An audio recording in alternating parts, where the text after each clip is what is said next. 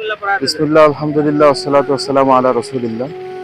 সম্মানিত ভিউয়ার্স, সাতখামার ইসলামিয়া ফাজিল মাদ্রাসা হিফজুল কোরআন অনুযায়ী শাখায় আমাদের সরকার থেকে একটি বাজেট ছিল, এখানে দুটি রুম প্রকল্প।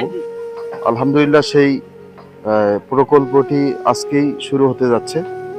এখানে আমাদের ঢালাইয়ের কার্যক্রম ইনশাআল্লাহ এই মুহূর্তেই শুরু হয়ে যাবে। আপনারা সকলে আসবেন, আমাদের এই নতুন উদ্বোধনী এই ঘরটি আপনারা দেখে যাবেন।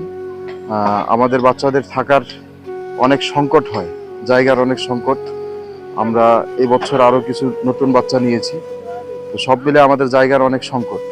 তো আলহামদুলিল্লাহ, এই সংকট থেকে কেটে ওঠার জন্য আমাদের এই রুম দুটো আলহামদুলিল্লাহ আমাদের শুরু হয়ে যাচ্ছে। অল্প দিনের ভিতরেই আমাদের ছাত্ররা এখানে বসবাস শুরু করবে।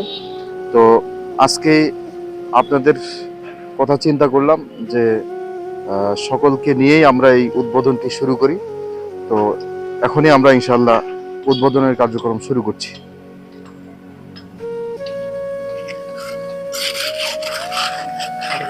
বিসমিল্লাহির রহমানির রহিম।